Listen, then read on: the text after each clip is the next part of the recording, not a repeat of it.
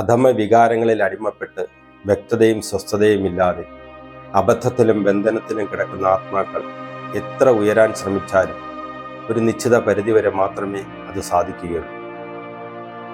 ഉയരത്തിലുള്ള പരുന്ത് താഴേക്ക് വന്ന് തൻ്റെ ഭക്ഷണം കുത്തിയെടുത്ത് പറക്കുമ്പോൾ അതിന് പുറകിൽ പോകുന്ന കാക്കയെയും മറ്റു പക്ഷികളെയും ശ്രദ്ധിച്ചാൽ മനസ്സിലാകും.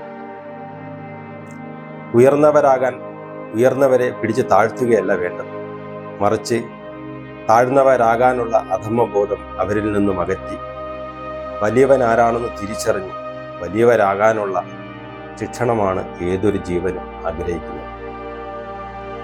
ഏതൊരു ജീവനിലും അതിൻ്റെതായ പുണ്യം വന്നു ചേരുമ്പോൾ ജീവന്റെ രഹസ്യമറിയാവുന്ന ഗുരുവിൻ്റെ മുൻ പ്രകൃതി കൊണ്ടെത്തിക്കുന്നു.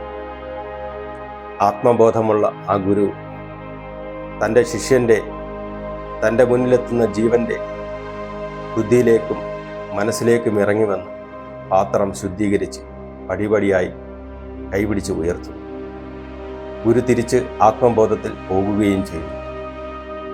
എന്നാൽ ബുദ്ധിയുടെ തലത്തിലും മനസ്സിൻ്റെ തലത്തിലും പാണ്ഡിത്യം കൊണ്ട് കളിക്കുന്നവർ കർമ്മബന്ധങ്ങൾ കൂട്ടുന്നത് തിരിച്ചറിയുന്നതുമില്ല. അവനവനെ തന്നെ ഒടുവിൽ കഷ്ടപ്പെടുത്തുന്ന കർമ്മമാണ് അധർമ്മം. ഗുരുകൃപ കൊണ്ട് അവനവനെ തന്നെ പുഷ്ടിപ്പെടുത്തുന്ന കർമ്മമാണ് ധർമ്മമെന്ന് ഒരിക്കൽ തിരിച്ചറിയും. ഒരു ജീവന്റെ യഥാർത്ഥ മോക്ഷത്തിലേക്ക് പോകുന്നതിന് ഒരുപാടൊന്നും അറിയേണ്ടതില്ല. ജന്മജന്മാന്തരങ്ങളായി അവനവനിൽ കിടക്കുന്ന പല കാര്യങ്ങൾക്കും വ്യക്തത വരുത്താൽ മതിയെന്ന് സുഹൃതവശാൽ ഒരിക്കൽ തിരിച്ചറിയും.